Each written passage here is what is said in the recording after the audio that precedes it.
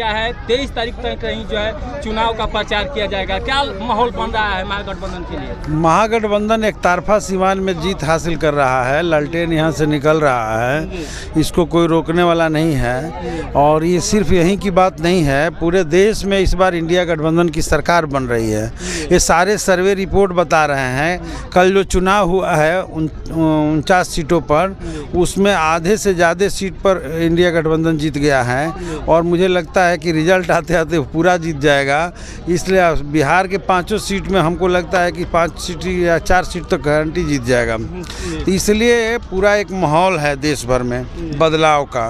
लोग मोदी जी को हटाना चाहते हैं। मोदी जी को बहुत घमंड हो गया था। मोदी जी पूरी तौर पे अपने देश के भीतर जो है अपना दबदबा कायम कर रहे थे, तानाशाही हुकूमत चला रहे थे, विपक्ष को जो है जेल भेजवा रहे हैं और विभिन्न तरीक़े से तंग तबाह कर रहे हैं। और इस चुनाव प्रक्रिया में भी हम लोग देखे कि कोई भी विपक्षी जो चुनाव लड़ना चाहता था उसको रोकने की कोशिश की गई।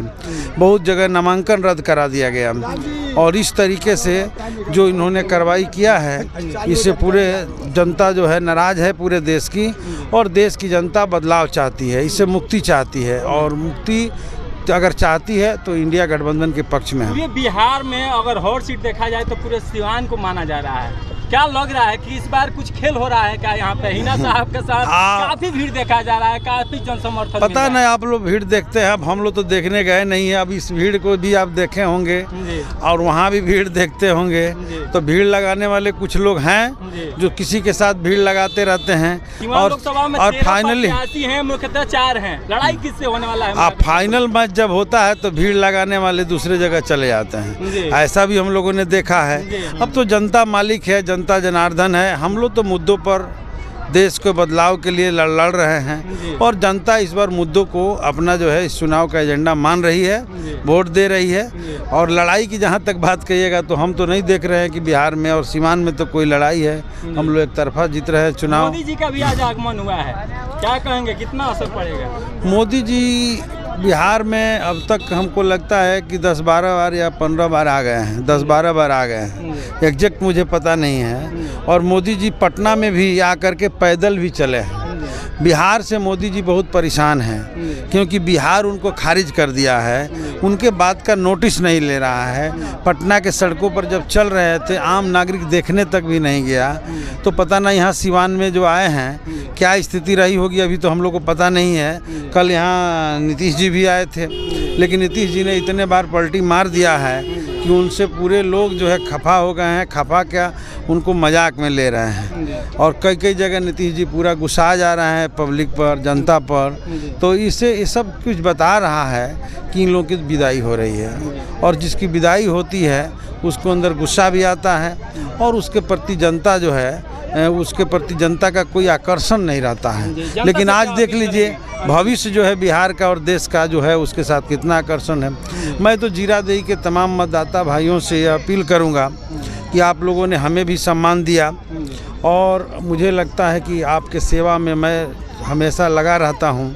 मुझसे जो बनता है मैं विकास का कार्य भी करता हूँ। इसके साथ साथ जब जिसकी सुख दुख पड़ती है, मैं पहला विधायक हूँ, उन लोगों के बीच पहुँचता हूँ। और आज मैरवा अनुमंडल बनने की प्रक्रिया में है। ये मेरा ही विधानसभा में मांग है, आपने सुना ही। अध्यक्ष हमारे जब बिहार विधानसभा के आदरणीय अवध बिहारी चौधरी जी थे तो मैंने असेंबली क्वेश्चन किया था और इन्होंने उसको जो है स्वीकृति करवाया था। इस फील्ड में जहां हम खड़े हैं मैं मांग कर चुका हूं कि इसको स्टेडियम बनाया जाए और स्वीकृति भी मिल चुकी है, लेकिन विवादित ज़मीन की वजह से नहीं बन रहा है। आपको मैं बताऊं कि स्याही नदी पर जो पुल है उत्तर प्रदेश से जो जोड़ता है वो मेरा मांग है, जो आज टेंडर हो रहा है। और जीरादेई विकास के में सबसे आगे बढ़ रहा है तो मेरा देन है। मैं विकास से लेकर के शिक्षा स्वास्थ्य में सुधार के लिए लड़ता भी रहता हूं और साथ ही साथ जीरादेई के जनता के मान सम्मान को मैं अभी तक झुकने नहीं दिया हूं। आगे भी मेरा संकल्प है कि मैं झुकने नहीं दूंगा। तो ऐसी स्थिति में जीरादेई के वासियों से मैं अपील करूंगा कि आप हमारे महागठबंधन को आप अपना मत देते हैं तो देश में इंडिया गठबंधन की सरकार बनेगी और देश में बदलाव होगा, देश में लोकतंत्र और संविधान की रक्षा होगी। जो आज हमारे देश के संविधान को बदलने की साजिश चल रही है वो नाकाम होगा।